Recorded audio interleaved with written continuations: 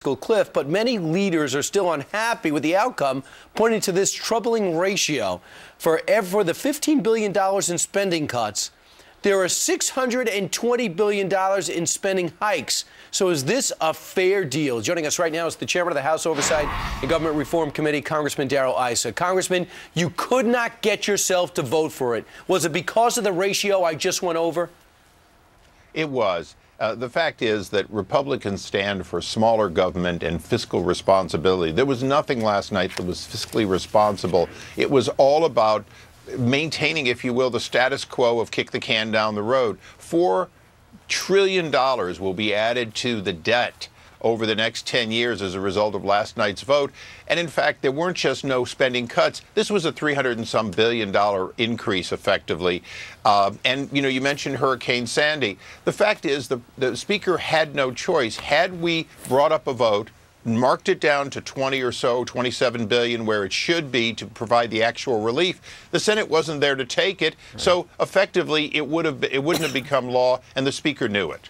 Yeah, the other problem, Congressman, is the fact that the fiscal cliff deal actually sets up another fiscal cliff. Here in about 2 months, you guys are you've kicked the can down the road about 60 days where you're going to have to address the sequester in 60 days, you know, the gigantic defense and domestic cuts, and then you're going to have to do something about the debt ceiling, which the good news for the Republicans is you've actually got some leverage over the president when it comes to then cutting spending. Yeah, right. I've heard this story before. The fact is, Steve, that 2 months from now, the president and the Democrats in the House and the Democrats in the Senate are all going to be talking about higher corporate taxes or higher taxes somewhere on, quote, the rich in order to pay for not having sequestration. You haven't heard it yet because the president wants to get to Hawaii and finish off his hometown vacation. But the fact is that you heard it last night on the floor when Chairman Camp tried to say, well, no, finally we brought finality to the taxes, and of course immediately Levin got up and said, no, don't, you're not done. There's more. There was no certainty in taxes last night other than the top 1 or 2% are paying dramatically more come this year, and in fact the 98% are getting a deferral of their taxes, but those taxes will have to be paid. You can't overspend $1 trillion a year and not figure you're taxing someone someday. Congressman, I want to ask you, you know, you mentioned President Obama. Let's hear what he had to say last night and then get your reaction to that. While I will negotiate over many things, I will not have another debate with this Congress over whether or not they should pay the bills that they have already racked up. If Congress refuses to give the United States government the ability to pay these bills on time, the consequences for the entire global economy would be catastrophic. People will remember back in 2011, the last time this course of action was threatened, our entire recovery was put at risk. He won't hear of a debt ceiling debate. Your response? Well, in this case, I'm going to be a little bit more with the president than you might expect. The conservative position, from my view, is you pass a budget that has in the budget, when it leaves the House, a debt ceiling increase in it. You send it over to the Senate and say, look, we want to have that debt ceiling increase. It goes with the budget, and thus the president has an opportunity to get them simultaneously. That's the change we've got to make. We've got to get to where when the House votes on appropriations and budget, ultimately we're voting on what we agree to spend, we also are willing to pay for. But we're not there yet. The president hasn't had a budget in his entire presidency, no matter who was in charge in the House or Senate, and he doesn't want one.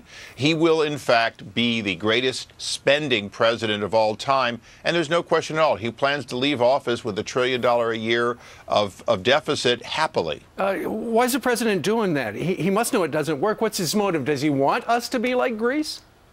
Well, first of all, the amazing thing is, in his statement, his written statement yesterday, he was pretty outspoken that he was thrilled that this was the most progressive tax system, at least in his lifetime. And he I'm sure he wants to make it more progressive. Ultimately, this is a hard left president who talks from the center and leads from the left. There's no question at all. This will be a more unionized nation as a result of the election. This will be a more progressive nation in many, many ways. And I think the president's just fine with it. Remember, yesterday's vote was all about the president's promise to stick it to the rich. It wasn't about any kind of austerity or fairness. Understand, Louis Gohmert had the best 15 seconds last night when he got up and thanked the Democrats for finally recognizing that 98% of the Bush tax cuts were for the middle class and not for the rich. That's well, right. I got to ask you, we have two other quick topics to get through. Number one, do you believe the Speaker has earned the right to still be Speaker? Will you support him? Well, I do support the Speaker. He had a tough situation, one in which America was saying, Mr. Speaker, you lead the entire House. Understand, Republicans weren't with him, but the House was. 151 of us voted no. Just like TARP, the vast majority of Republicans disapproved of something that became law, and I think that sometimes happened. The Speaker showed leadership at a time in which Harry Reid went home and went to bed and left it to the Vice President. At least Speaker Boehner was always straight, honest with us, and he allowed the regular process to occur, gave us all the opportunities. I don't think last night is going to go down in history as anything other than an opportunity missed. Congressman, I just have to throw one more thing in there about Sandy and you know what happened last night. There are a lot of people from both sides of the aisle that disagree on what happened there. You know, your colleagues, Peter King, for instance, Michael Grimm, are very upset with that. They're on, the floor last night, absolutely, appalled by what happened. What do you have to say to people who live in this area, who cannot go back, who have lost everything, who don't understand the finer points of these bills and what happened there, except they understand that they're not going to be getting any money anytime soon? Well, I think what you say, I'll say to you as a New Yorker, obviously a concerned New Yorker, your two senators packed this with pork, had the opportunity to have a $27 to $30 billion legitimate relief package, packed it with pork, and then dared us not to vote on it. The Speaker made the right decision, which was if the Senate wasn't going to be there to concur with the essential dollars that should have been sent, then there was no point in his asking people to take a divided vote for the second time in a night for no particular benefit.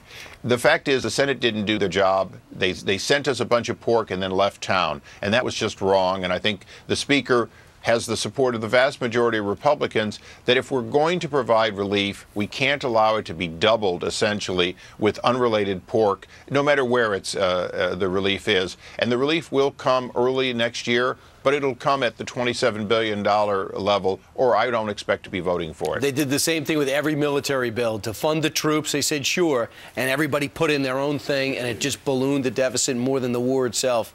Congressman Darrell Issa, thanks so much. Thank you, Brian. Happy New Year.